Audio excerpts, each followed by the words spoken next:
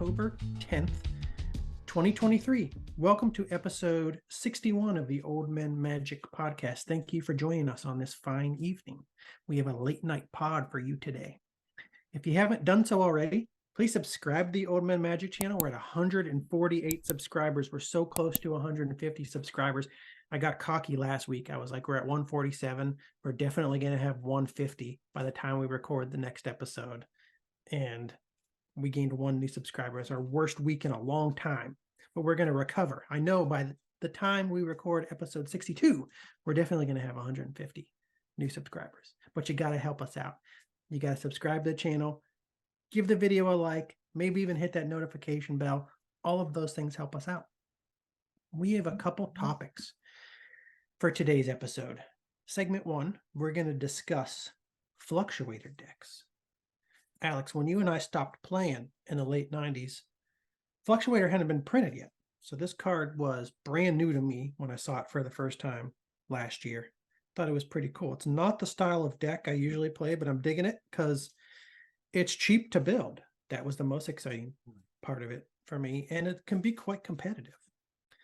Once we get through Fluctuator, we're going to have a look at Spookydrop 2023, because those secret layers, they keep coming fast and furious. Every month there's a new secret layer, and each secret layer has like 17 different products. Like all the secret layers, this one has some pretty cool stuff in it that I like, but also some cards that just are not for me. So we'll go through some of those products. I don't think we have any follow-ups to the last episode, so let's get right into segment 1, where we learn about Fluctuator. So for those of you who follow Premodern, like I do, you might already know that a budget brew performed quite well at the North American Premodern Championships at Lobstercon in 2023. I was looking through the deck lists when that championship ended, and I was going through the top 8, and I saw a top 8 populated by all sorts of things that I expected. There was Dreadnought, there was Goblins, there was Landstill, there was Parfait. This was back when land tax was still legal in Premodern. But then I came across something completely unexpected. It was called Fluctuator. It was a Fluctuator deck piloted by Flint Espel. I knew nothing about this deck. I want to learn more. So today we're going to walk through and talk about a few different Premodern Fluctuator builds that I found. I have to say that I'm by no means an expert with Fluctuator. I've never actually even played a Fluctuator deck, and I'm not that intelligent. I usually just play creatures and I turn them sideways. That's all I do. So there's still like plenty of strategic decisions I'm not totally following, but I'm starting to get the hang of it, I think. So I'm going to start by talking about the namesake card of the deck. Alex, that is? Fluctuator. Exactly. You nailed it, buddy. I did it.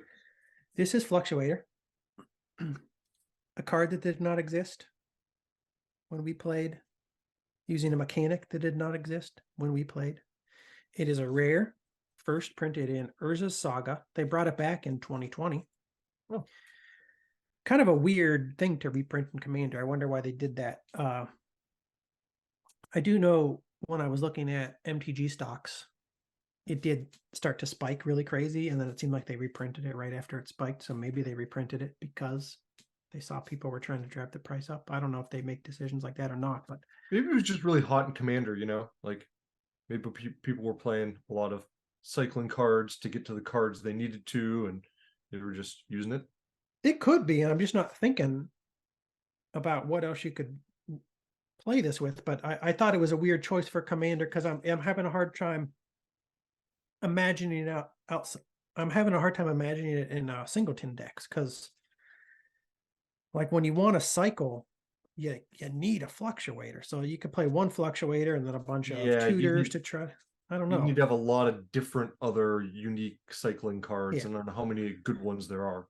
I don't either. And for all I know, maybe there are things in Modern Border that do things like Fluctuator, so you don't need 4 Fluctuators. You can get one Fluctuator, and then maybe there's other cards that do something similar. I don't know. But reprinted it in Commander 2020. It's Casting cost is 2 colorless as an artifact. You play this, and when it's in play, cycling costs you up to 2 less to play. It had a pretty high rating on a gather, 4.418. Oh, I was surprised by it because I don't see that many people cycling. But I guess it's a really unique card. So if you want something that does this, I don't know what else you'd do. Maybe people love it for that reason. Current market price of what? $2.91. well, I saw it. I didn't know about this topic or this deck, and I saw this card a couple weeks ago, and I don't know if that was the first time I had seen it. Maybe I had seen it before and forgot, but I saw it. And I was like, kind of like mental note, like, oh, okay, like for a cycling deck, like that's not what I'm looking for right now. When I was like flipping through cards, but I was like, I could see that being good. Most of the cycling costs, you know, are fairly low and have colorless mana, so this would make a lot of them almost free. Yeah.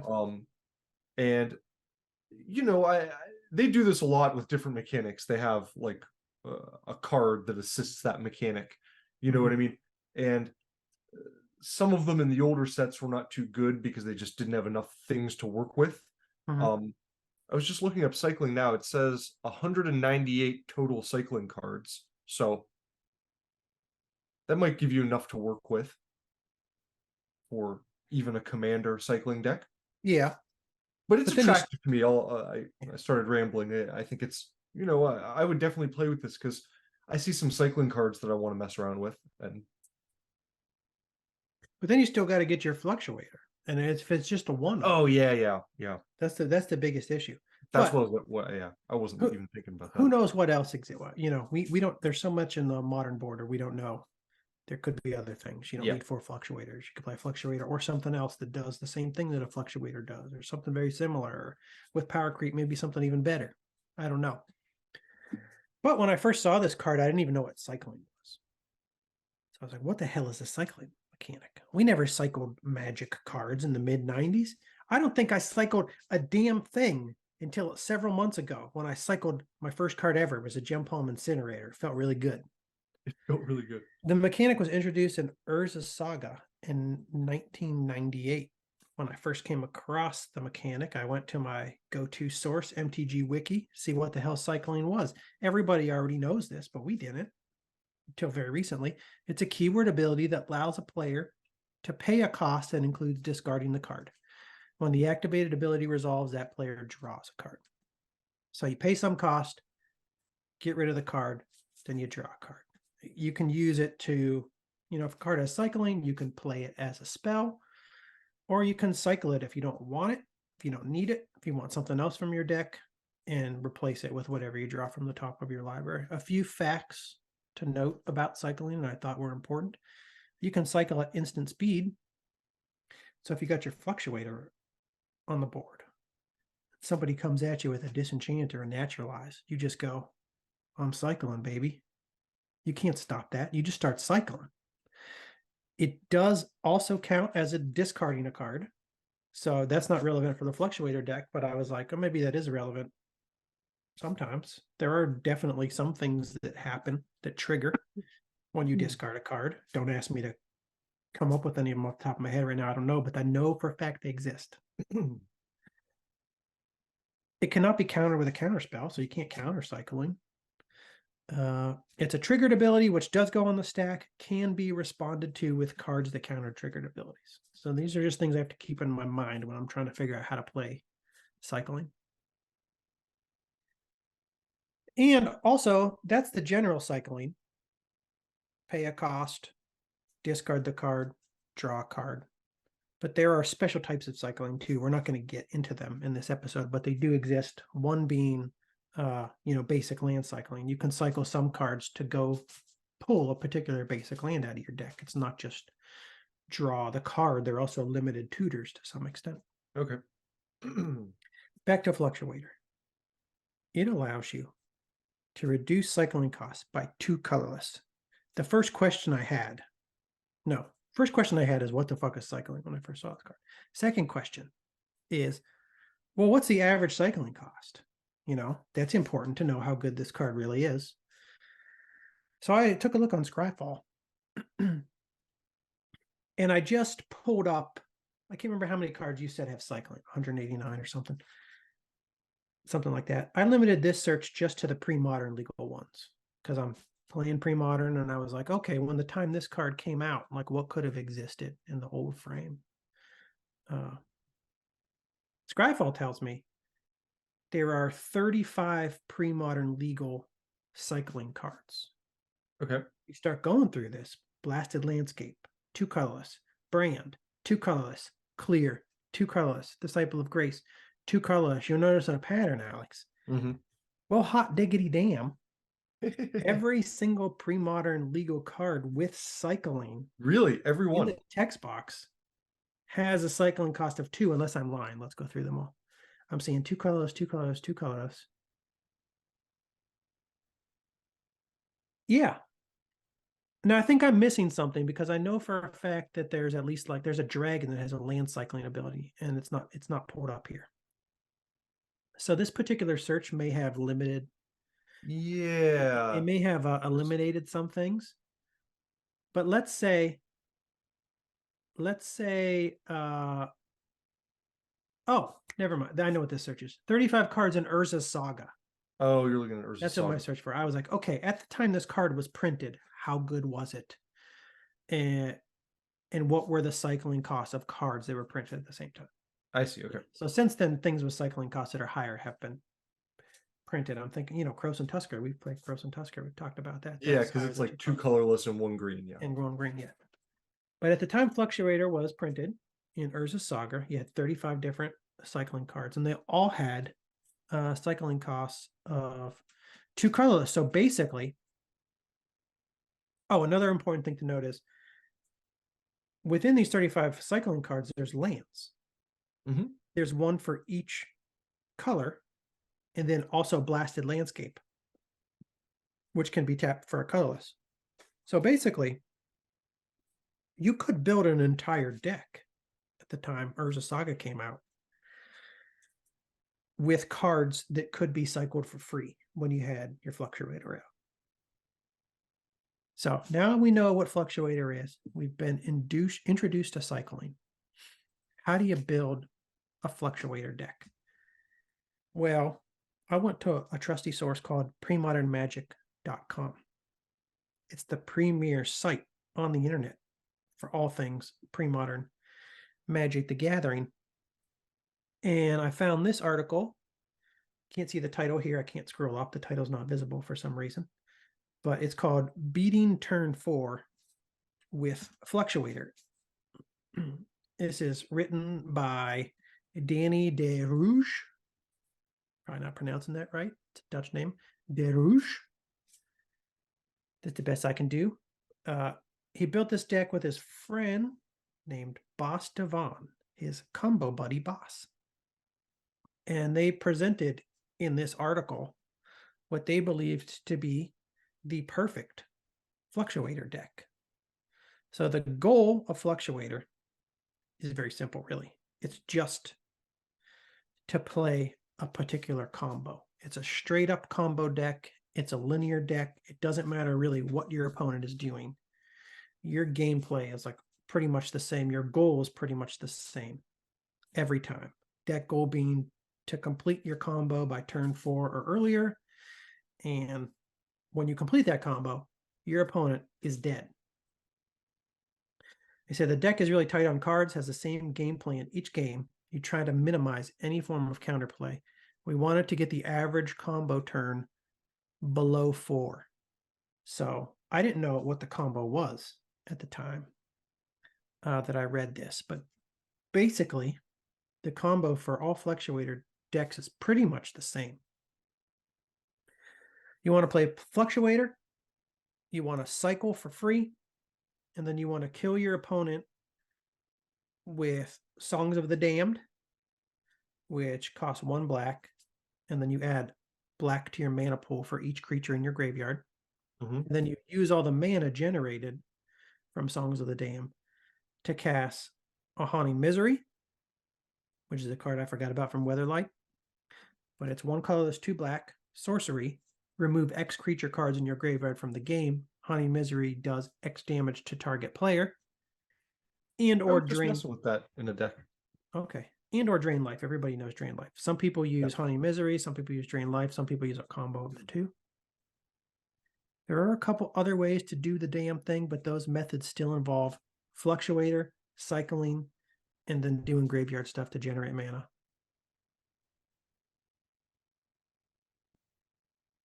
So this is the deck, his optimal Fluctuator deck list.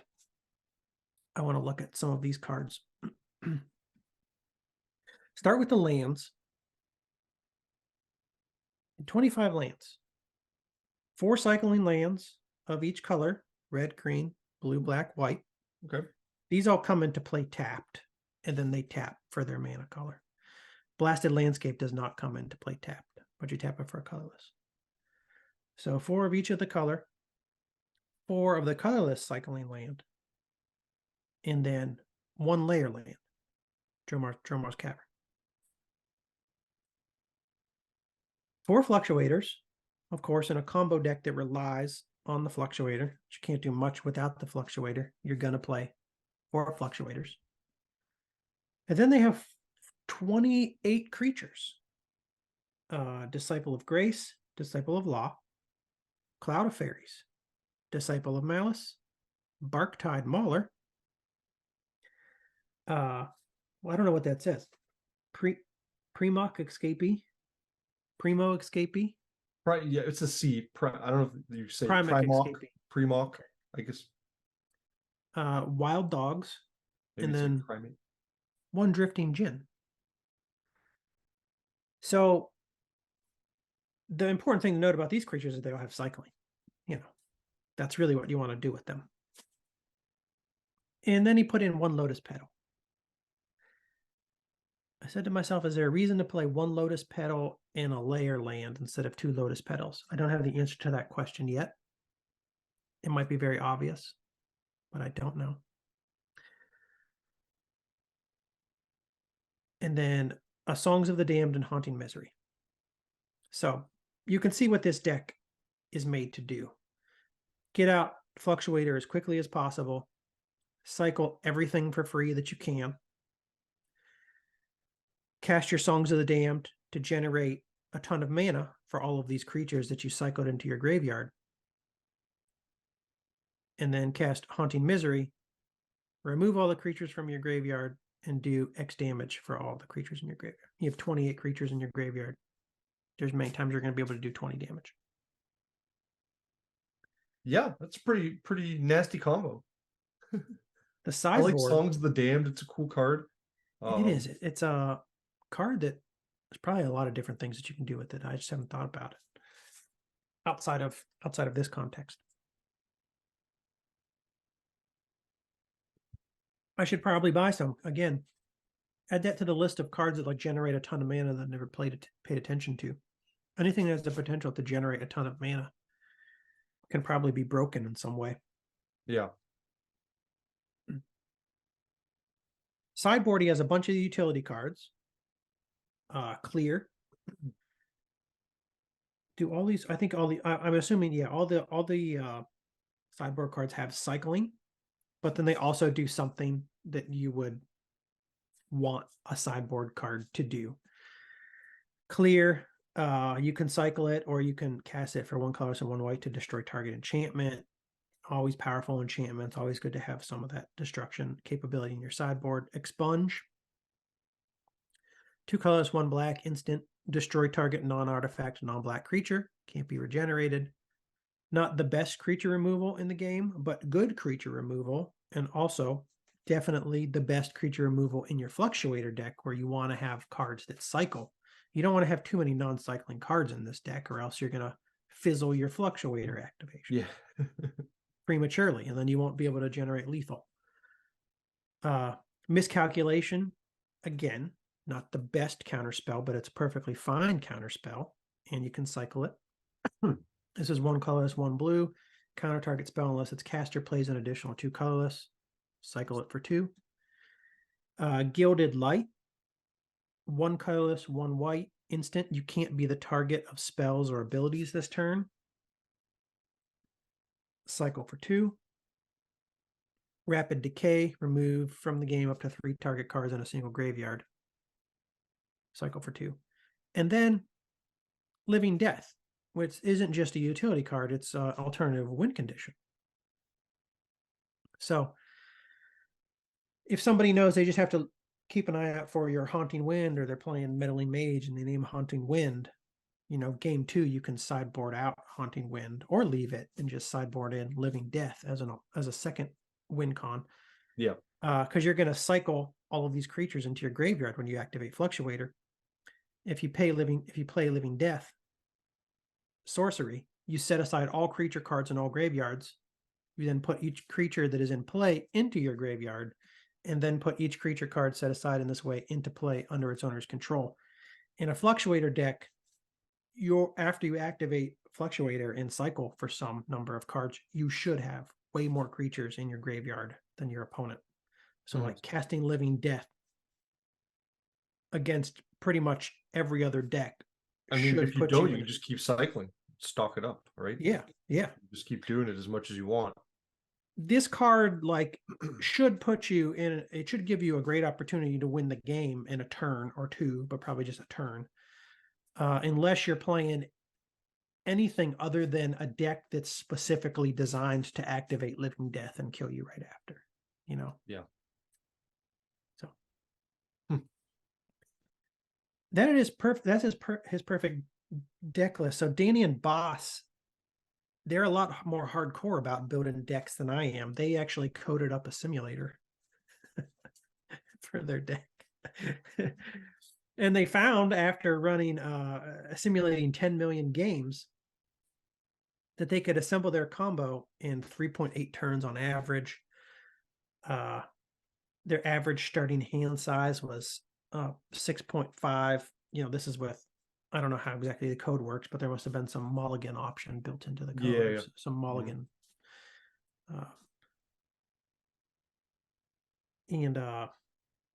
Mulligan's very important with a deck like this. It relies specifically on a combo. Like if you draw your 7, you don't have a Fluctuator, it's probably best to mulligan. I never mulligan. I don't believe in it because don't believe in gentlemanly. I don't know that I've probably mulliganed sometime when I was younger, but I generally don't. I keep a shitty hand and just see what happens. I kind of enjoy the variance of Magic the Gathering. It's the thing that makes competitive players, that's the thing they hate the most, the variance. Everything's designed around reducing variance, and the more talented players get angry about the variance because that's how they lose to less talented players more often. But I'm like, Magic isn't chess for me. Well, in its purest game sense, it's there is a lot of, how do I want to put this? You're playing with your friends and people in the schoolyard or whatever. You don't know what you're about to play against. They don't know what you have. You probably don't have clean 4 blocks of everything. You have a hodgepodge of cards that and that makes games that are very you have no idea what's coming up. When you're playing, very constricted decks, you kind of figure out your opponent's deck and you're like, okay, I know he's playing this Goblin's deck, and it's, there's a few slots that might be different, but more or less I know what's going on. But I like the chaos of Magic the Gathering. I like the unexpected in Magic the Gathering. Now this is a deck that's specifically designed for tournament play. They're specifically trying to optimize it. I appreciate that too. I never do it this hardcore. This is hardcore. Bricked game percentage, 4.6866. I think that means, about 4.7% of the time they don't draw the cards they need to assemble their combo. I think that's, it fizzles out 5% of the time. So that's the result of their simulation. I'm going to go through some of the cards, starting with the lands. So I mentioned this already. I wanted to note the cycling lands can be tapped for colored mana. 5 of them could be tapped for colored mana, but those ones all come into play tapped. The one that can be tapped for colorless mana, the Blasted Landscape, does not come into play tapped. The one Dromar's Cavern, the layer land, also does not come into play tapped. And but you can't play it on turn 1. You can't play it on turn 1, but you can use it on turn 2 to generate 2 mana, which is really all you care about in this game. Yeah. Okay, yeah, that makes sense. So this, because it can be tapped for mana and then sacrificed. Like normally you don't want to sacrifice your Dromar's Cavern. You want to keep it in play.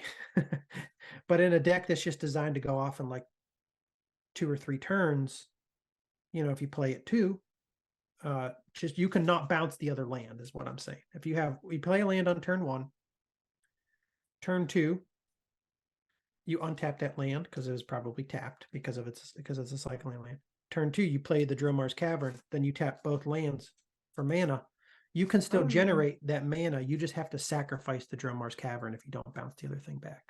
I don't know if you can do that. I know you can.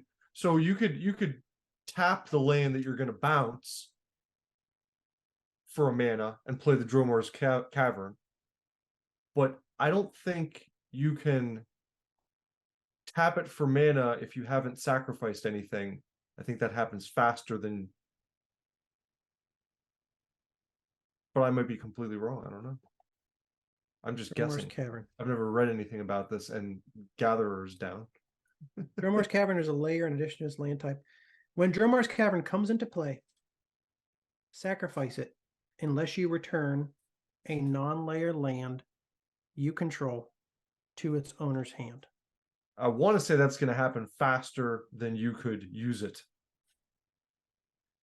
It can't be true. I've watched people. Oh, really? Okay. So, okay. The deck won't work. At least some of the things I've seen with Dromar's Cavern. Why would you? No. You can still yes, you can tap.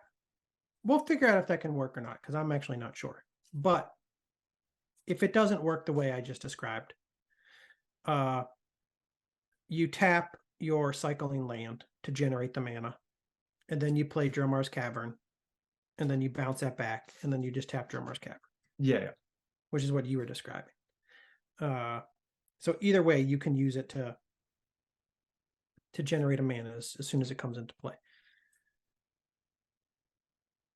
I guess the benefit of that in this deck too is then you'd have another land in your hand that you could cycle. So maybe you want, maybe even want to unsummon it. Yeah. You know what I'm saying? The land you played on turn 1. Tap for mana. That's why I like these layer lands, because you can bounce stuff back and that you might want to return to your hand, like Gemstone Mine. This card can be tapped for mana and then sacrificed. This is what I wrote, but no, I might be wrong. When Dromar's Cavern comes into play, sacrifice it unless you return a non-layer land you control. I feel like I read on Gatherer. You just can't pull up Gatherer right now. You're telling me it's down? Man, these people need to understand we're trying to run a show over here. MTG Stocks is always crashing on us when we're mid-show. Gatherer's crashing on me when I'm a mid-show. Wizards.com is down for routine server maintenance. We apologize for the inconvenience. I don't accept your apology.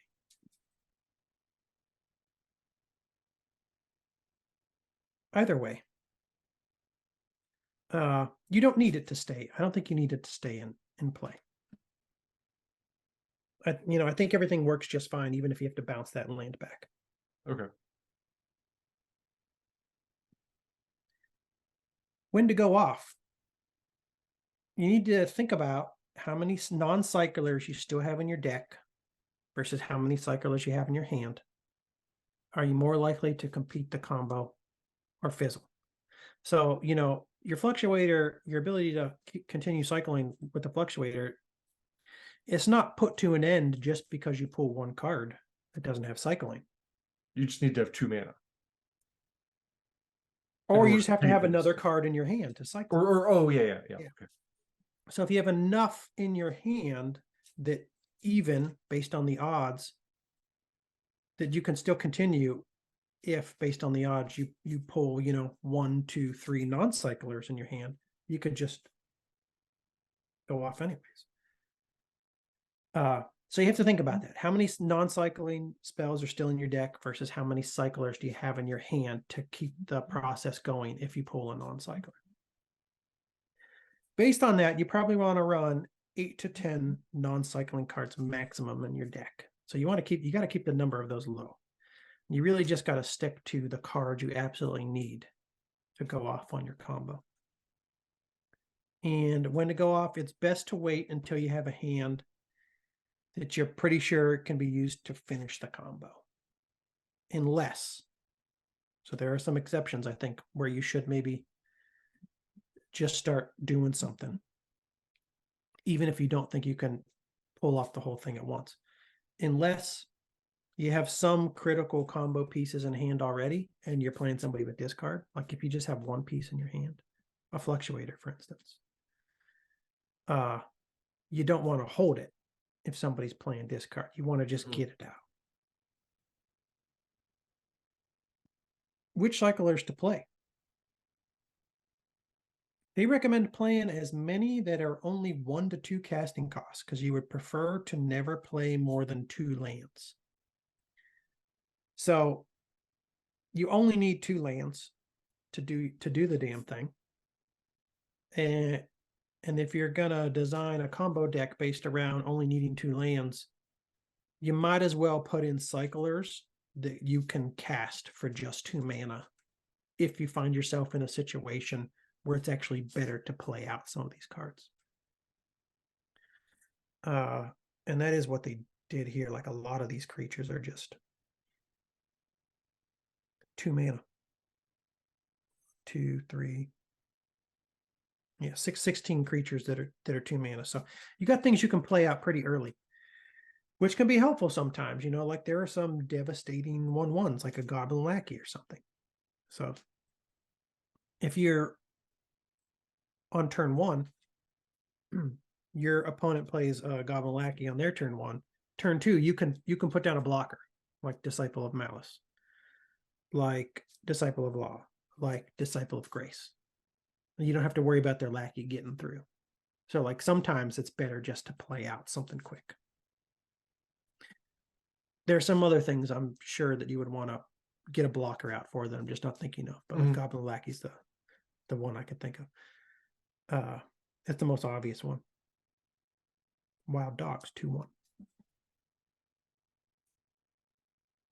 You can also put some larger creatures in, especially if you'd like to go for the sideboard Living Death option. For that, you have a 5/5 flyer and Drifting Gin. You got a 4/4 flyer.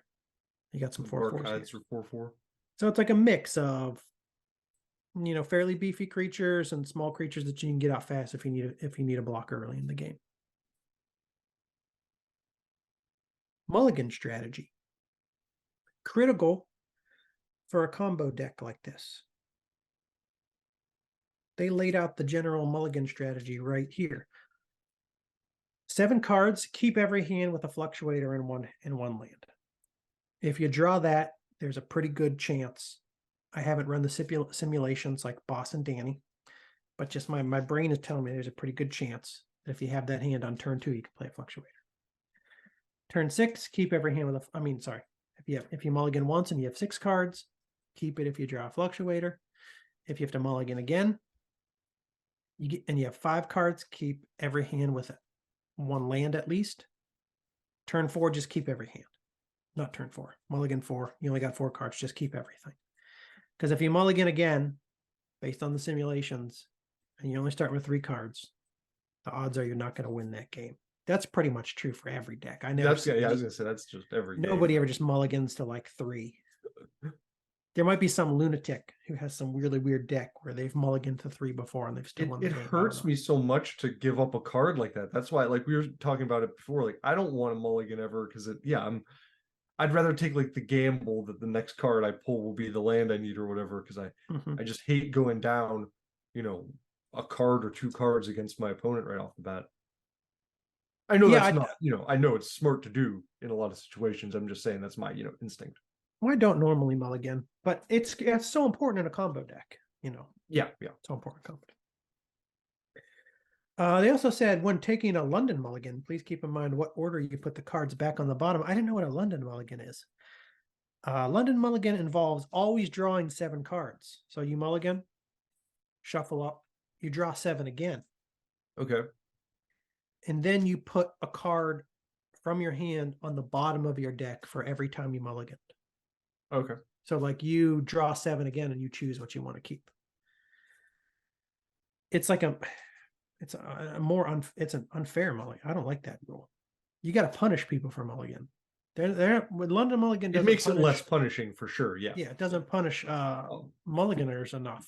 It's like Dungeons and Dragons ability rolling, where you like roll 4 dice and drop the worst. You know, keep the 3 best.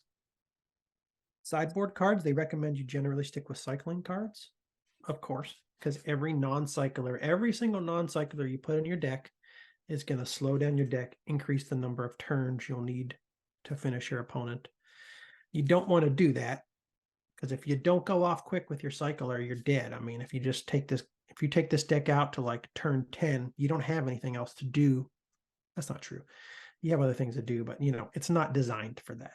It's suboptimal. You want to finish fast. So limit the number of non-cyclers in the deck. Note, what did I write here? While non-cycling cards will increase the average time needed to combo off, the ability that non-cycler may give you may outweigh that downside. So you'll see in the next deck we talk about, they change things around a little bit. So like, depending on what kind of decks you're expecting to face, it might actually be better to put a non-cycler in your deck, even though it's going to slow you down, if it allows you to better deal with something you're going to be dealing with and you have to deal with, like counter magic, for instance. Yeah. So you're saying that, and I'm glad to see that they mentioned Orum's Chant here, because that's one of the first things I was thinking. I was like, I wonder if you could put Orum's Chant, or even maybe like Abeyance, because Abeyance will draw you the card. It'll give you 1 more card to cycle then if you need it. And it'll prevent counter magic from like ruining your combo. Yes. Yeah, he took out Misdirection in Orum's Chant. But obviously it is something that could be a potentially valid sideboard card and a type of card, specific card that people have put in this sideboard for that reason. It either draws the counter or ensures that what you're trying to do can't be countered. Yeah. After it's played successfully. Some other card options. I'm not going to go through all of the card options, because most of them really seemed worse than what's actually in this deck to me, except for Drain Life. Some Fluctuator decks play Drain Life, but this seems worse. You always need 2 mana and thus 2 more creatures in the graveyard, which will cost you about 0.06 average turns for no extra gain. So that might be true, but the next deck we'll talk about does use Drain Life. I don't know exactly what changed, what made them feel like that reduction in average turns that you go off, a reduction of 0.06 average turns. I don't know what made them think that didn't matter. I mean, I would say that doesn't really matter, but obviously they're getting into nitty gritty. So even like well, once you start changing the deck, though, now it's going to be like a whole other picture that you're looking at. You know what I mean? Like that stat in relation to the first deck might not be so important, considering what the second deck is trying to do, or its strategy is, or what other cards are in it. You know? Yeah.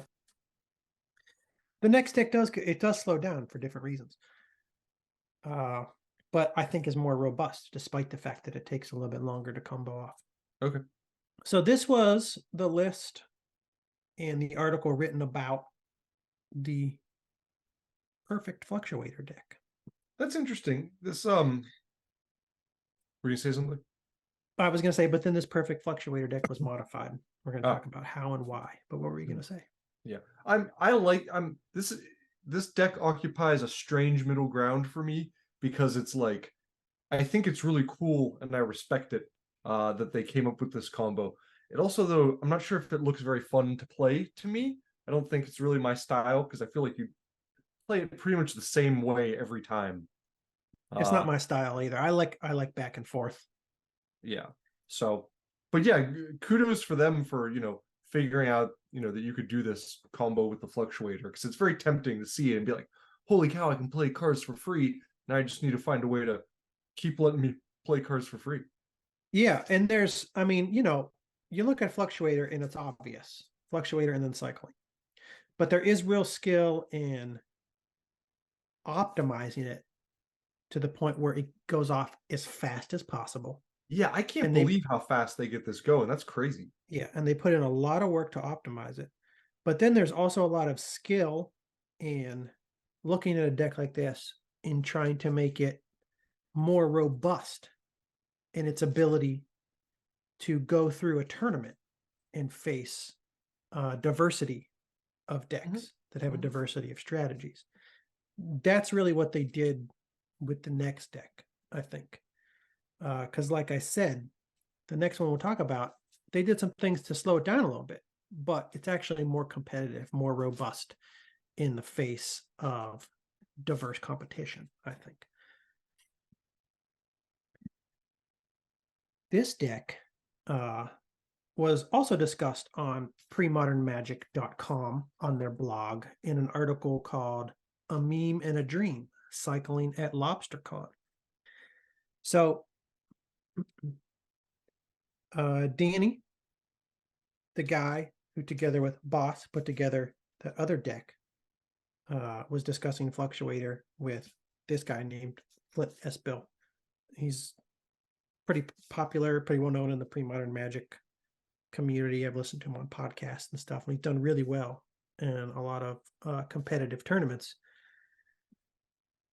He had an interest in playing this deck in Lobstercon. He went back and forth with this guy named Danny, and they optimized the deck for the tournament. The previous deck had an average faster kill time, I believe, but it was more vulnerable to cards like Counter Magic and Meddling Mage and Annul. And these cards are played like crazy in competitive pre-modern. Meddling Mage would be devastating. Yeah. And you saw things like Annul get more and more popular as the land tax scroll rack parfait decks were getting huge. People were trying to find as much enchantment and artifact removal and counter as they could to fit in their decks to combat that deck. But that's also can be used to combat Fluctuator, because counter their artifact for one blue mana. That's also critical too. It's 1 blue mana. So Fluctuator, you're getting that Fluctuator out on turn 2 as often as possible. But they don't even need 2 blue to counter it if they sideboard an Annul. Beating blue decks, what did they say? Beating blue decks was incredibly hard and frustrating. It's cool we can kill on turn 2, but actual gameplay, so this isn't just a simulation. This is facing the other competitive decks in the meta that other people have designed to potentially deal with fast combo decks like yours.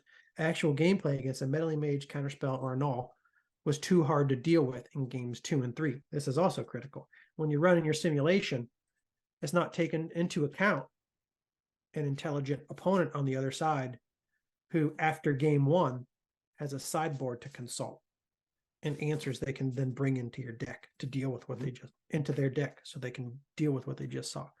So I'm sure that deck was amazing against pretty much everything game 1.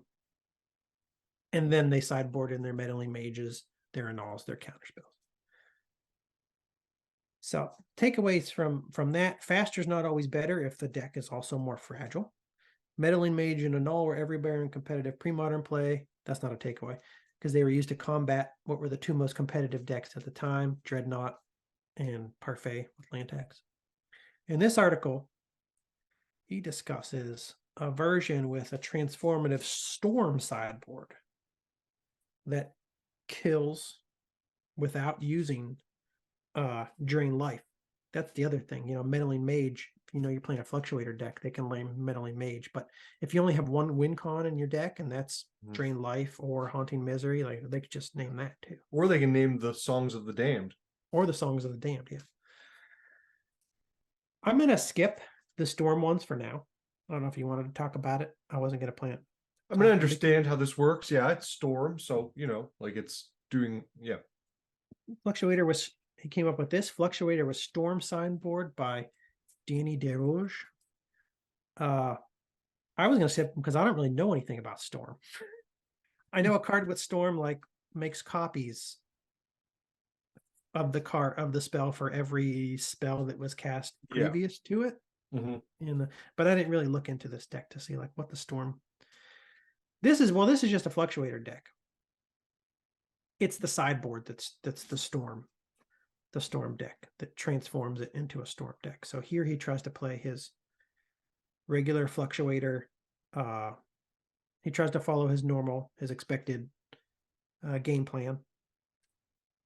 Then people are like, oh, I know what he's trying to do. Fluctuator with Drain Life. But little do you know, he switches it up and he goes the Storm route.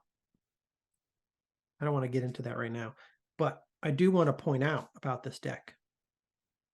Blue creatures. So notice that the creature package was changed. So now it consists of all blue creatures. Before he had a mix, 4 or 5 different, maybe 5 different colors of creatures in that previous deck. It was at least 4, all blue. This is important because his sideboard now contains 4 misdirections. So in the previous article, he mentioned misdirection and Orim's Chant as 2 cards he had specifically removed from the sideboard. Now he's put 4 misdirections back into the sideboard. Misdirection, you're never going to be able to cast this in your deck. You're never going to have 5 mana to cast this spell. But you can remove a blue card in your hand from the game instead of paying Misdirection's mana cost. Target spell with a single target targets another target instead. I love how I said. This makes the deck a lot more robust in face of disruption. So, critical change here. All blue creatures. Misdirection re-enters the sideboard. Instead of talking about Storm, I want to go straight to the Fluctuator deck that made it to the top 4 in Lobstercon. This is Fluctuator Lobstercon 2023. We'll look at all the cards. 25 land again. 4 of the cycling lands from each color, a blasted landscape, a Dromar's Cavern. 4 Fluctuators, 26 creatures, all with cycling, all blue. He removed the Lotus Petal. Okay. There's 1 Songs of the Damned, 1 Drain Life, and 1 Gilded Light, which that's that you can't be the target of spells or abilities this turn, and then 3 Expunges added. So the Gilded Light, I gathered, was to deal with main board Tormod's Crypts. Lots of people are running main board Tormod's Crypts. So the Gilded Light could prevent them from removing all of the creatures you just cycled into your graveyard from the game using their Tormod's Crypt. An Expunge was mostly to deal with Meddling Mage. If they got a Meddling Mage out real quick and named Fluctuator or Song of the Dam, you could cast this to eliminate their Meddling Mage. I think that's the only reason they put Expunge in the main deck, because of how many Meddling Mages they were facing. And then here's the sideboard. 4 Misdirections, counter. Miscalculation. Yeah, I said misdirection. Miscalculation. Well, there are 4 more. There are 4 misdirections. Oh, yeah. There's 4 miscalculations, 4 misdirections, 1 clear, another Gilded Light, a Lotus Petal in the sideboard this time, an additional Expunge, an additional Songs of the Damned, 2 Twilight Skulls. What is this? I forget what this is. From Invasion, 4 colorless, 2 black sorcery. You may play Twilight's Call anytime you could play an instant if you pay 2 colorless more to play it. Each player returns all creature cards from his or her graveyard to play. Okay, so this is like the other card. What's it? Haunting Wind. Yeah. Why would you put this in your deck instead of Haunting Wind? Because it's 6 mana. Oh, it's the. What do you mean? It's what I'm saying is Living Death. It's another version of Living Death. Yeah. But still, this is 1 more mana to. Well, you're still using Songs of the Dam to fund it. You're just yeah. So it doesn't really matter what it costs, right? Am I missing the question?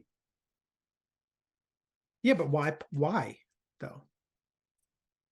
I don't know. Maybe there's something they could have down that would be like a direct damage foil, and you want to do the creature damage instead.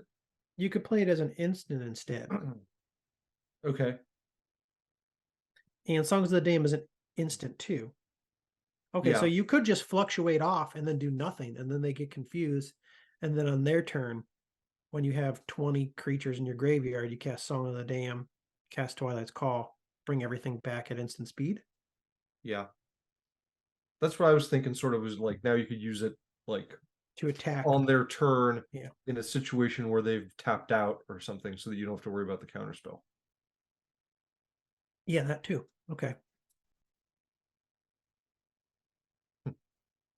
Yeah, it does get you around. You don't have to worry about that strategy getting countered if you do it when they're tapped out. Which you can't do with Living Death because there is no alternative casting cost that allows you to play Living Death as an instant.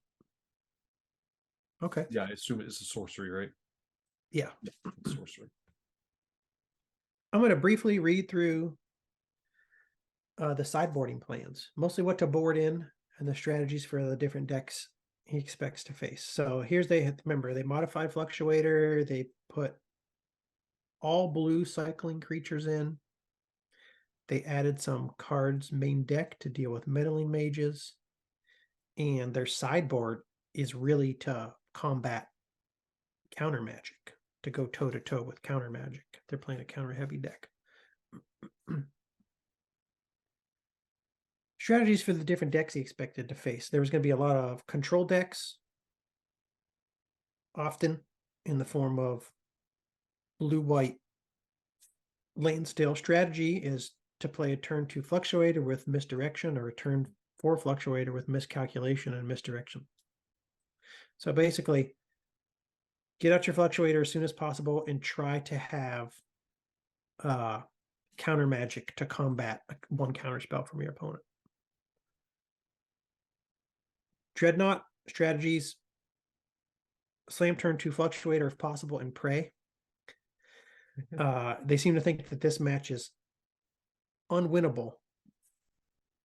I can kind of see that because Dreadnought is also an incredibly fast combo deck. And the mono blue and the blue white versions are full of counter magic and meddling mages and stuff. So like it's doing the same thing Fluctuator does, but maybe like a half a turn faster on average or something. Mm-hmm. So very difficult for it to deal with.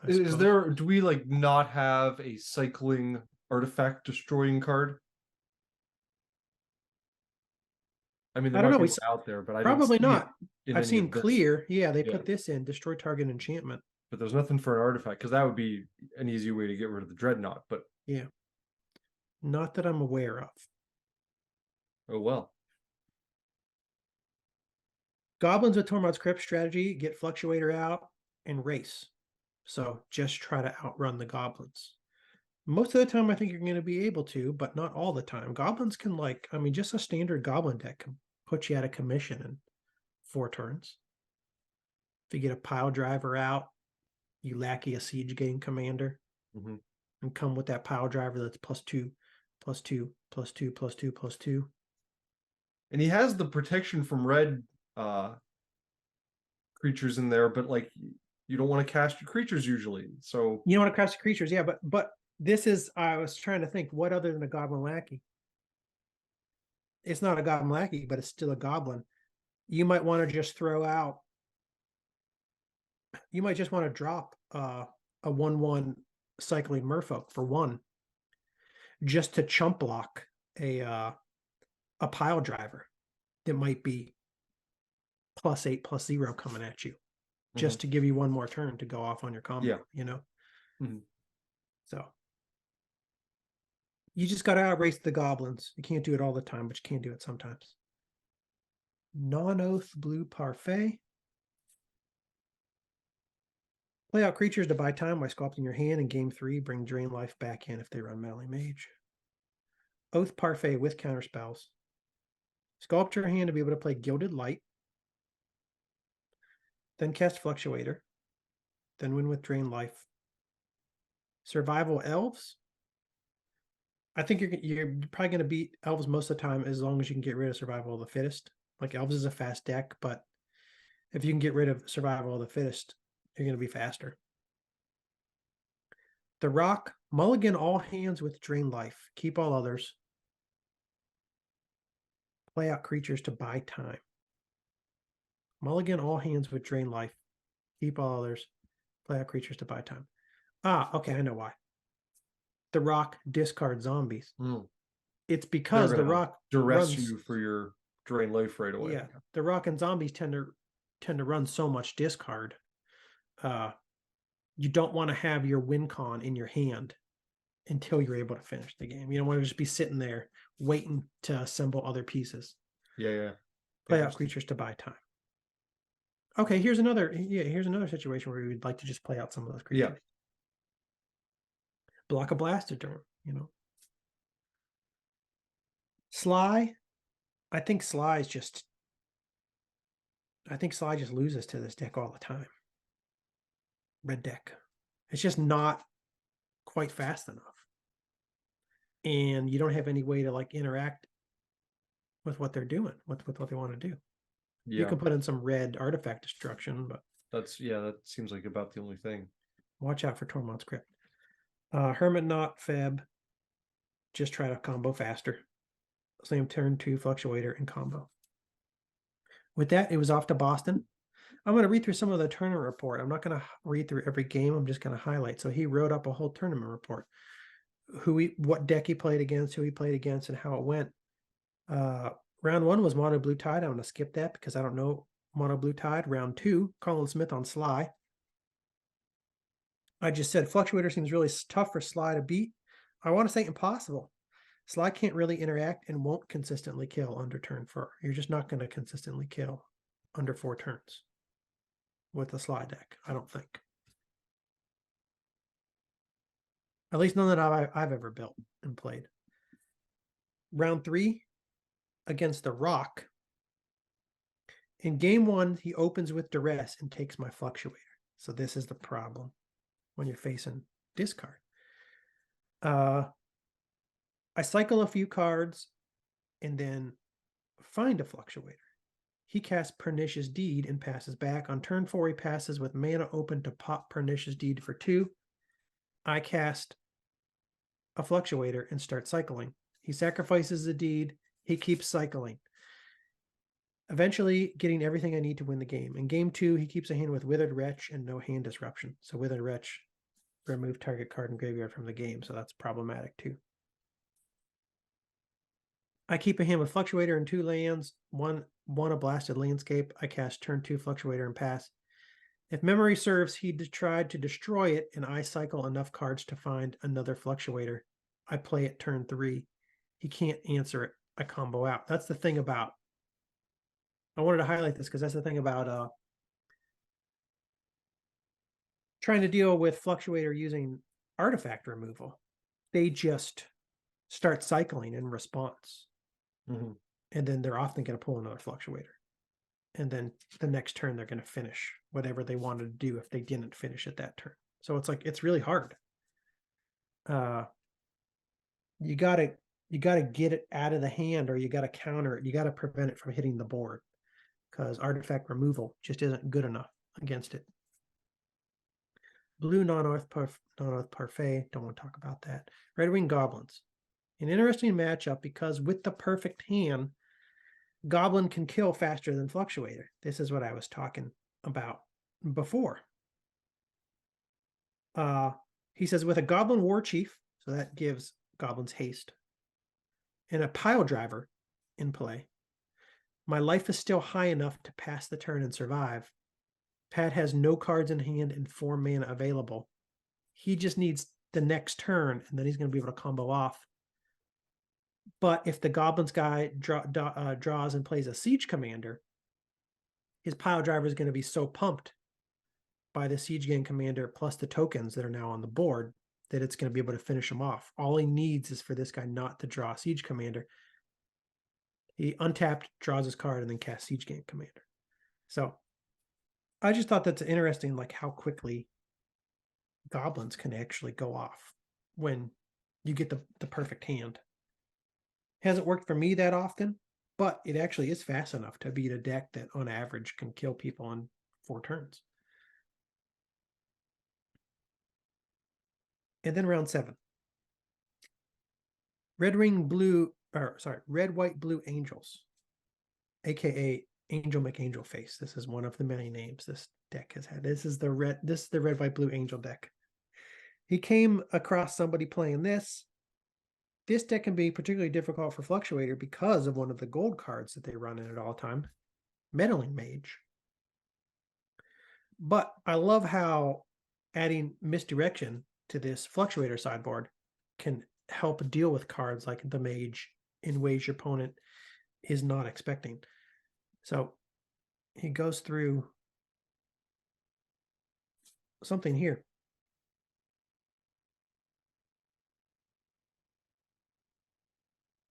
I'm trying to find where that is.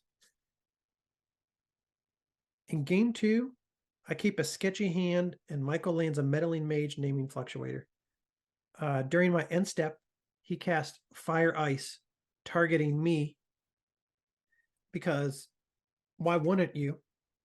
You have a deck where you have some sort of direct damage, and you're playing Fluctuator. You don't need to send that fire at any of his creatures. You're like, let me just send a fire in his direction. Kill him a little bit faster if I can. Next minute, he casts Misdirection out of nowhere and blows up his Meddling Mage. Unexpected. He untaps and casts a second mage naming Fluctuator. The next turn, a sexy Dwarven Miner towards the battlefield and proceeds to destroy all my lands. It makes me very happy in an odd nostalgic way. I scoop up my cards and we proceed to game 3. So he was beaten in that game by a Dwarven Miner, but I did like how useful Misdirection was in that game.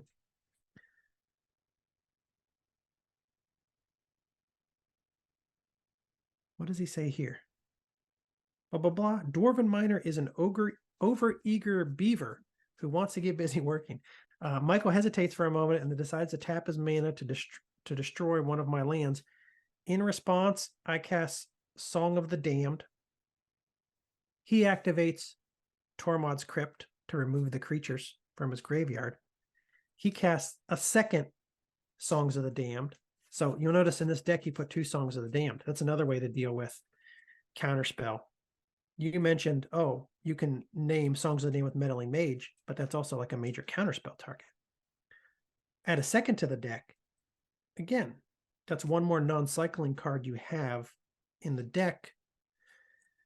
Increases the number of turns you may need to finish them off with your Fluctuator combo, because you have a non-cycler there to interrupt the process. But it makes your deck more robust to counter magic, because now you have a second to cast.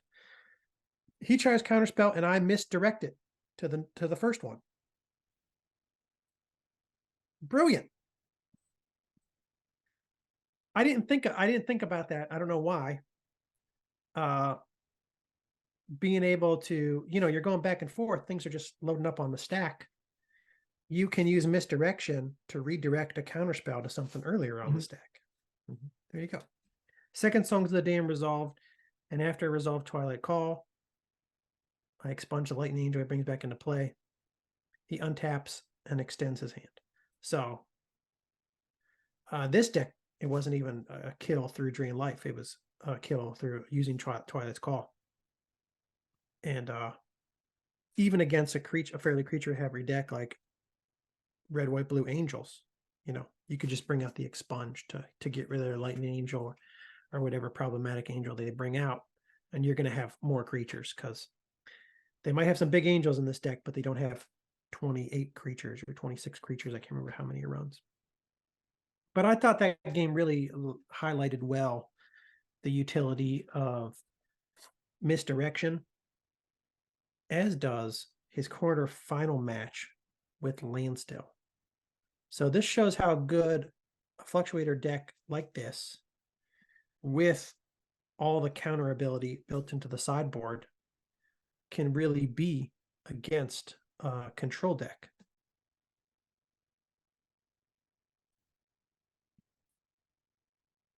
So what does he say here?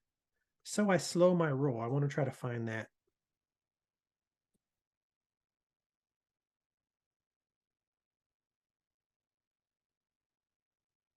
Since I have a Fluctuator, here we go. Game 3. Since I have a Fluctuator, I keep my lands in hand and begin sculpting the double Twilight's Call and the counter magic hand. So I guess what you're trying to do here when you have when you know you're playing a control deck, when you know you're playing a counter deck, it's not enough just to assemble your combo. You want to have redundancy built into the combo. So 2 Twilight's Call, two kill cards, 2 Songs of the Damned, things like that.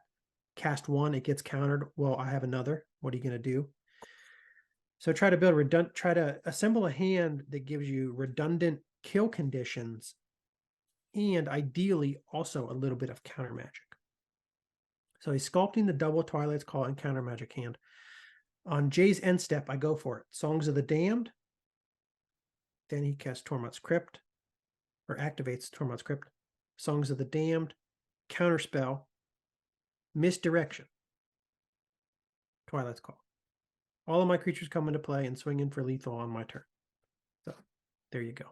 This deck made me it really increased my appreciation for Misdirection, and I want to start playing it. I just don't have anything to play it in yet.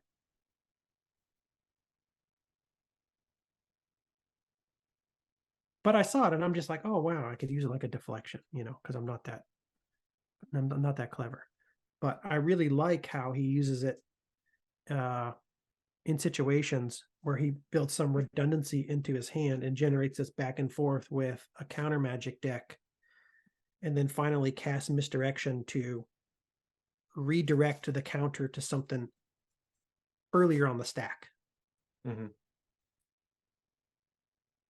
But that's all I had to say about Fluctuator. That was the perfect Fluctuator deck, which could kill in under 4 turns on average. But we learned it wasn't really the perfect Fluctuator deck under a tournament setting because it was too fragile, especially in one coming up against control decks. And we learned sometimes it's good to make the deck a little bit slower. Sometimes it's good to sacrifice a little bit of efficiency to make your deck more robust or capable of beating a variety of decks. Slower, but more consistent. Yeah, he's just building up the combo a little bit more, sculpting his hand, as he says. So anyways, if you don't have anything to say about Fluctuator, Alex, we can move on to the Secret Lair Spookydrop. Did you ever find out anything about Dromar's Cavern is gathering back up? No. Son of a bitch. Sorry. What is the question? Question is, do you get to, if you don't bounce a land, do you get to tap it before you have to sacrifice it? Can you tap Dromar's Cavern for mana if you don't unsummon a land? I feel like that would be, I don't know. Well, it's not that great, really. Because No, it just seems to me like to be really skirting like the way the rules typically work. Unless it's something to do with the fact that it's a mana ability, but I just feel like, that effect would trigger before you could do anything. This is why I'm confused. Those words you said, mana ability. it's because I don't really understand a lot of things about mana ability and where they happen and what happens first. And when you're dealing with a mana ability and would it be a triggered effect or mana abilities and enter the battlefield effects, and I'm easily confused when it comes to this stuff. Hold on. Okay. If you don't want to unsummon a land, you can play this card, then tap it for a mana before the enters the battlefield. Oh, before the enters the battlefield ability resolves. You may then sacrifice it instead of unsummoning a land. That is exactly what I wrote in my notes and exactly what I read. And now I'm thinking, did you read that on a site called mtgsalvation.com, like a bulletin board? No, I know that site, but this is somewhere else. This is quoting a ruling, though. So that was a ruling that. Okay. So I just didn't know where I read that. And I didn't know if I just read somebody saying that on a message board or not. That's why I wasn't that sure. And also you can understand that I don't understand the real reason for why it is allowed to work that way. I don't understand the rules, or else I would have been able to explain it to you, and I would have been. According to this, it's because it's a triggered ability, and you can respond to a triggered ability by tapping for mana. So it's a triggered ability, and you can respond to a triggered ability with a mana ability. Yeah, tapping for mana. Okay, yeah. And it's just Oh. because a mana ability seems to be like faster. Yeah, and everything really. It is, yeah, but yeah, I assume that's why it is the case here. Someone also points out, and this might be about what your question about the Lotus Petal versus the Lair Land. This guy makes the comment. He says, I mean, this is his opinion. I think I know I might know what you're going to say now. Okay. He says lairs are worse than Lotus Petal. Is that the lair uses up your land drop for the turn and the petal doesn't. It was just, I mean, we knew that already, but that's just something that he's pointing out. That's not what I thought you were going to say, but yes. I thought he was going to give us a reason why you would want to remove the petal. Because I thought to myself, yes, the petal doesn't use a land drop, but the petal can be countered. True. Yeah. And playing the Dromar's Cavern can't be countered because a land drop can't be countered. And then tapping it can't be countered because activating a mana ability can't be countered. Right? Mm-hmm. Well, yeah, so, like you said, the Lotus Petal can be countered. I don't know if anyone's going to counter it first turn, but I mean, I guess they could because they know it's part of your combo or whatever. Yeah. Plus, I mean, the Cavern's going to stick around. The Lotus Petal goes away after you use it once. Well, that's normally why I prefer those layer lands, but in this context where you're like playing it and then purposely not unsummoning a land and sacrificing it, like you don't in the Fluctuator build, you don't want to keep it around anyways. You're just like, yeah, you basically get the combo going. Yeah. Yeah. Anywho, okay, so what I read was right originally. I didn't really know that it was right. I was just repeating something that obviously I read in a ruling somewhere, but I couldn't remember where I read it or if it was actually correct. Yeah, okay, I was wrong. I was expecting there to be a ruling that like says like, no, you can't do that. And it's because it's a mana ability. I think it doesn't say that. It doesn't say that specifically. Okay. That's the understanding we're operating with at the moment. But let's go on to Spookydrop. Spookydrop 2023. Wizards can't stop pumping out new products. Spookydrop dropped end of September. I think it goes for quite a while. I think it's like 30-day drop or something. There's a diverse set of products in this Secret Lair Spookydrop, starting with Creepshow. Yeah. So they put out special pulp horror novel versions of 5 different cards: Death Baron, Noxious Ghoul, Zombie Master, Grimcrin Corpseborn, and Unholy Grotto. You can pick this up for $29.99 or $39.99 if you want to foil this shit out. There's always something like this in one of their big Secret Lair drops, and it's always the least interesting thing to me. I've probably said different things about cards like this since we've been going through secret shops. Sometimes I'm like, these are stupid. Other times, maybe when I'm in a better mood for the day, I'm like, they're not for me, but this is. I mean, if they want to take chances, if they want to do weird things, Secret Lair is where they should be doing these weird things. I mean, this is sort of what Secret Lair's for. It's not my favorite thing they do with Secret Lair, but I understand when they get a little bit weird with Secret Lair. I'm just never a big fan of I'm never really positive about cards like this. I think maybe I'm just varying degrees of negative. Sometimes if I'm in a bad mood, very negative. Other times if I'm in a good mood, just slightly negative, and I'll just be like, they're not for me. But I put this in the category of Secret Lairs we've seen, like the cereal box Secret Lairs, the baseball card Secret Lairs, the VHS Secret Lairs. I don't need my Magic cards to look like a totally different thing. Yeah. So I didn't love this one. The art's cool. The art's cool. Man. Creepshow's neat. It's a very niche thing. I'm surprised they went with that. I don't know. I don't know how many years they've been doing Secret Lairs. I forget. It hasn't been that long yet. But there's only so many things you can do for Halloween, and they got to do a spooky drop every year. Mm-hmm. I don't know if they went through Tales of the Crypt already. I can't remember. They could do a Killer Clowns from Outer Space. Oh, that's a good one. That is actually a good one if you're listening. That'd be pretty sweet. I'm just, there's a lot of IP, I guess. They haven't done Halloween or Jason or Friday the 13th. There's a lot of opportunities out there. Yeah, they'll probably do like a Wes Craven one eventually, if they haven't. Hellraiser. Anyways, Creepshow for now. Secret Lair, The Evil Dead. I don't know how I feel about these. I'm like, okay, Evil Dead, cool. I feel like we should be the market for this kind of thing. Yeah. People who grew up, watched Army of Darkness, and then got into Evil Dead. Related note, when I saw these, I thought to myself, I started reading about Army of Darkness, and then I saw The Evil Dead came out in 1981. I had no fucking idea. Like, I never would have guessed that. I think you were probably introduced to this character the same way I was, through Army of Darkness first. Yeah. Okay. Yeah, because we were in middle school. Yeah, we were in middle school. That was an early 90s movie.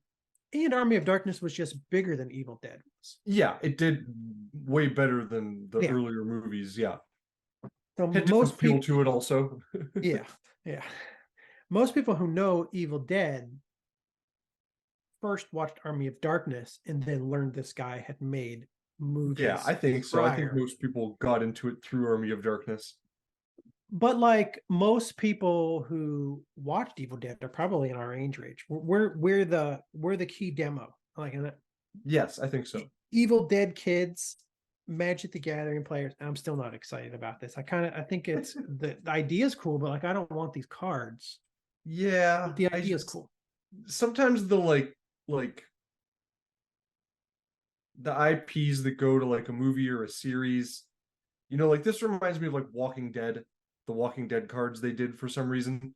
Yeah. And I'm just not into that. It's like a completely separate universe, and it's it is weird. Yeah. It's very live action, and this is better. I like this more than Walking Dead. I'm wondering why they didn't do Army of Darkness instead of Evil Dead. Do you think it was a licensing issue, or they just thought it may be coming? I know there's an evil. That's true. It might just be coming. Maybe they did this one first because it's a possibility. It was earlier. There's an Evil Dead. There's something out now. I think there's a new series or something. So there's some new release related to Evil Dead currently. So maybe they're trying to pair it up with that. time-wise, but I would have thought, yeah, Army of Darkness seems like the better, there's several iconic things you could do, like, lines and moments from that movie that you could put onto cards and they could be funny, and I don't know. Equipment. There's a perfect idea for equipment. Perfect idea for equipment. Lots of good flavorful, quotes at the bottom. You'd have like you'd have like different monsters like the well hag and the little mini ashes that fight him. You could have a card for like all the little mini ashes that creates tokens, like token that generator. cool. Yeah. You're giving them all the good ideas out. I know. Pay me. But yeah, this is like a product that isn't for me that should be for me. So it makes me wonder if anybody's going to buy this. I don't know. I'd be interested to know if anybody's like super excited about the Evil Dead Secret Lair, because like I feel like we are the people that should be excited about this, and I'm not. Some people are way more into Evil Dead, so maybe. Okay, but... so granted, we're not like horror freaks. Yeah, there are definitely people way more into Evil Dead than we are. But if you think about the fact that we're into magic and Evil Dead, how many people, if you combine the two and add it up, are more into the two combined than us? I don't know. I'm not like an Evil Dead freak or an Army of Darkness freak or anything, or a Bruce Campbell freak. I know. I'm just wondering if anybody's excited about this product. I don't know. And it is strange. It's like sometimes the IP just hits and sometimes it doesn't. Almost all the time, I'm not excited about anything that comes from television or film. But, you have the Lord of the Rings, which is perfect because it's in world almost. It's outside of the world, but it seems in the world. Yes. There's something a little bit later that we're going to talk about that I feel like I didn't think I would like it, but I saw the card and they just feel in world. Anyways, that's the Evil Dead Secret Lair. 1, 2, 3, 4, 5, 6 cards. Pure Steel Paladin, Vanquish the Horde, Zombie Apocalypse, Verena Lich Queen, Field of the Dead, and a zombie token. $29.99 for non-foil, $39.99 for traditional foil. Next one they're putting out. Secret Lair, Doctor Who, The Angels Weep. No interest in this one at all. I don't even know the Angels. I'm not excited about Doctor Who at all. A lot of people do seem to be. The Twitter space seems to be very happy with Doctor Who. I don't know. Just doesn't do anything for me. Never watched a single episode of Doctor Who. And I think even if I live a very long life, I think I'm just going to die without ever seeing a single episode. I don't think I want to. I don't know. Yeah, I don't know. Someone's gonna need to get me into Doctor Who probably in order to watch it. I've heard good things. I know people like it, so I'm probably just being, closed-minded. But like, I don't know what it is. I feel like someone needs to like put it on and sit down next to me and like just have me start watching it. Yeah. Like every day, if I have the option to watch Doctor Who or something else, like I just keep doing the something else instead. I don't know. I don't have anything else against it. I just don't think I'm ever going to watch it. So that's my review of Doctor Who Angels. That's fine. Angel of Serenity, Angel of Ruins, Blinding Angel, Restoration Angel, and Sublime Angel. $29.99 non-foil, $39.99 traditional foil. No. Yes. It does say traditional foil. Another Secret Lair Doctor Who crossover, Dalek lands. All the same things I just said about the Angels. Some sorts of lands we don't know about because we don't know Doctor Who. All sorts of lands I don't know about. $29.99, $39.99. Now, here is an example of a crossover IP that I like. And actually one that I thought, I'm like, I love the Princess Bride, but I thought, I don't really want it to be a magic card. And then I looked at the cards and I feel like it's in world. They did a good job with these. I feel like Silence this feels like, it feels like a plane somewhere. Like these could be magic characters. Battle of Wits. I love this scene as this card. Yeah. It was really good. This scene as this card is perfect flavor-wise. Silence as a magic card from The Princess Bride. Perfect. Wisley, Dread Pirate Roberts. This feels in world. He could really be a human rogue. Rodents of unusual size. Perfect. Obvious AKA pick. pack rat. Obvious pick. Baral, Chief of Compliance. I love Chiefs of Compliance and Magic the Gathering. Andre the Giant. I love him as a magic card. Ryan Stout Arm. 2 colorless, 1 red, 1 white. Legendary creature, Giant Warrior, 4/4 lifelink. Pay 1 red, tap, sacrifice another creature. Fezzik, Rounding Giant deals damage equal to the sacrificed creature's power to target player or planeswalker. This looks like a magic, this feels like a magic card. This feels like some legendary giant. Yeah. Rolling Stones. So I really like these. I wasn't sure how I was going to feel about them. Yeah, they're not bad. They're fun. But I like them a lot. I'm not going to buy them because I'm just limited in what I can buy, to be honest. And Secret Lairs aren't at the top of the list because there's other stuff I need to pick up. When I say I don't need to pick any of this stuff up, but I have a problem. So Secret Lairs just they can't fit. I can't fit them in right now. So I won't be buying this, but I like it. Like I like what they did with this one. So far, the best one. Non-foil $29.99, traditional foil $39.99. Now, I think this is the end. No, it's not the end. We got some lands to coming up, but this is the end of the spells.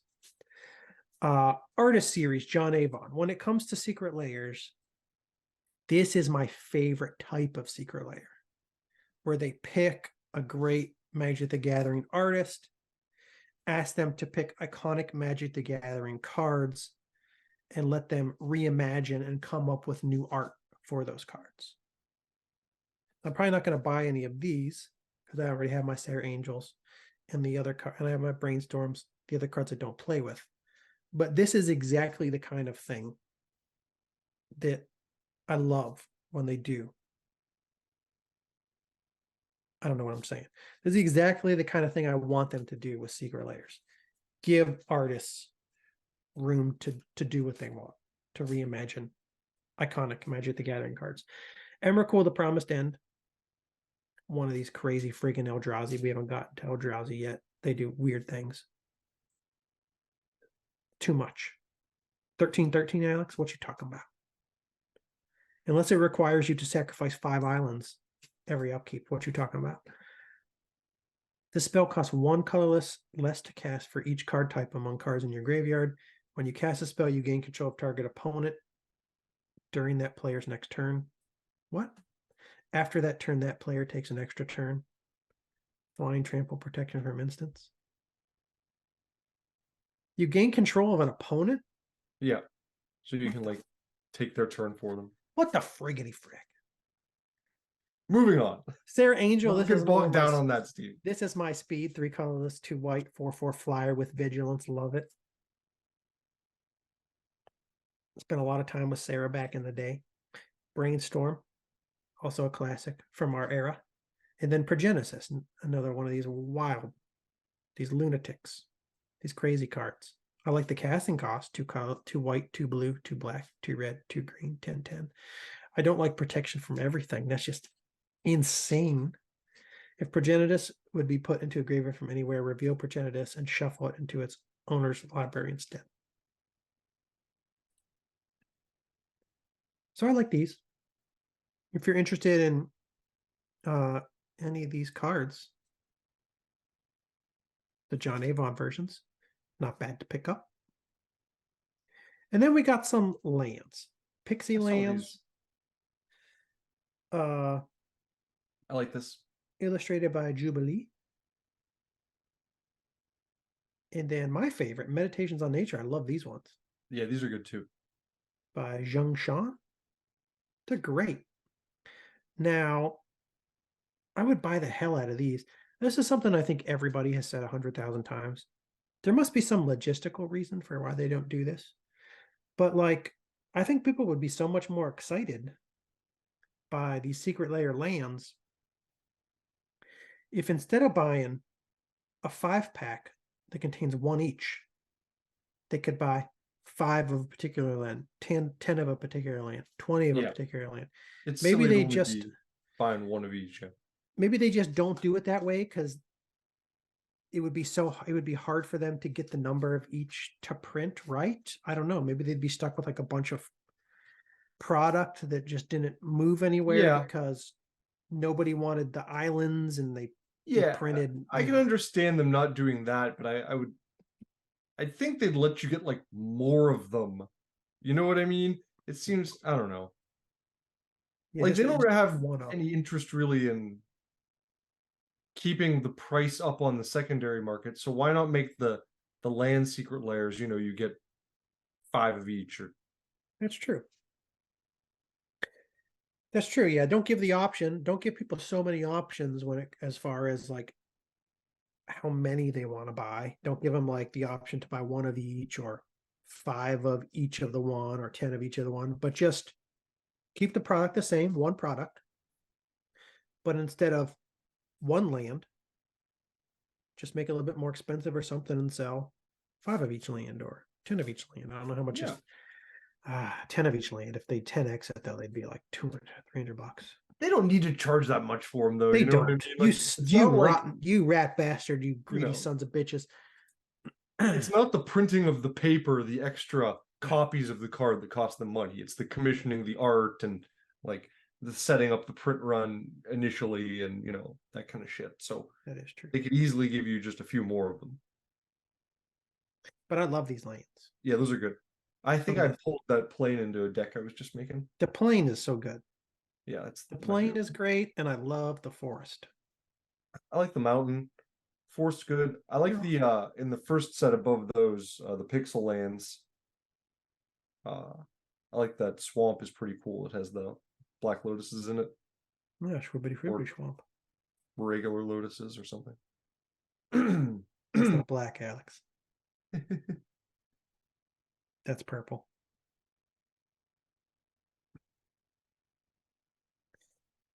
Is Black Lotus black or is it purple? Dark purple. It's purple. Okay. Well, these are the cards offered during the 2023 Spooky Drop. You can grab these from October 2nd through November 19th. And then they're gone forever, unless you buy them on the secondary market.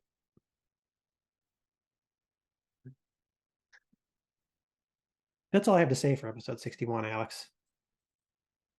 I rambled my way through Fluctuator. I showed a couple Fluctuator decks. I think I got a fairly good idea how to play a Fluctuator. We confused ourselves when it came to Dromo's Cavern.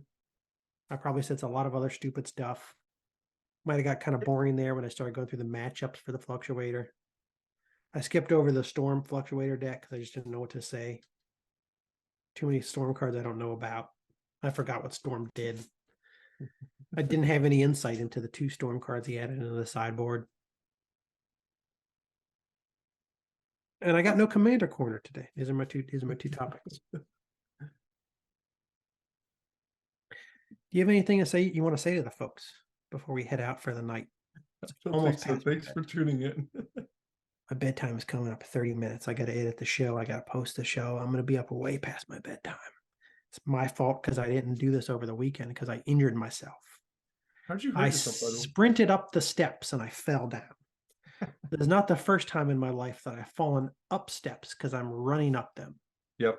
And it's actually not the first time in my life. As I did it, I thought to myself, what the fuck am I doing? I'm not a 6-year-old. I'll just be like sitting downstairs somewhere and I'll be like, and I'll sprint. I'm 42. I'm sprinting upstairs all the time. There's no need for that. Just go 1 foot at a time. I'm the same way though. I'm the same way. I sprint up steps. I take 3 steps at a time. I fly up them. And then I biffed on the very last step, the top step. And it's the only step that doesn't have carpeting over the edge. That's the worst one to biff on, yeah. It has a metal part that now has a massive dent in it because I smashed my knee right into it. And when it happened, it hurt so bad, I almost puked. I thought I was going to throw up, and I was rolling around in pain, and I thought, oh no, this is bad. I started going through my head. I'm like, oh, I'm not going to be able to go to work next week. I'm going to have I thought I blew out like all my L's, all the L's, the ACL, the MCL, the LCL. I don't know if there's a PCL. I thought I blew all the L's. All the T's, I thought I blew the T's out, all the tendons. I smashed my my patella so hard, I thought I burst my patellar tendon. I was in a ton of pain for like 2 days, and it just started to go away. And I was like, oh man, it's getting better. The swelling was going down. The color was starting to look normal. I really thought like I had destroyed my knee. And I did it when I was like temporarily without like good health coverage. And I thought immediately, my head always goes to the worst possible places. I'm like, this is going to be $50,000. I'm like, if the pain gets worse, I'm going to have to go to the hospital. And I don't know. It's going to cost me $10,000. And then I'm going to get surgery. I'm going to be on crutches for 3 months. But anyways, I'm fine. I'm glad you're okay. It was a rough few days. It hurt really bad for a few days, but I'm pleasantly surprised by like how quickly things seem to get back to normal. It's still not normal. Like I very gently bumped my knee up against a drawer that was below a desk I sat down at work today, and just that little bump made me go like that. And then I was like, oh, that's right. Like my knee is not good right now. Like I'm at the point now where I'm walking and I don't feel it when I'm walking. But yeah, I bumped it up against something very gently, and I was like, oh fuck. So there's always a possibility there is something like that happened that I just don't. You probably just bruised it real good. It's gonna be tender for a while. That's what I think. That's what I think happened. I think I just bruised it. I thought it was bad. Anyways, that's the end of episode 61. I'll talk to everybody next week.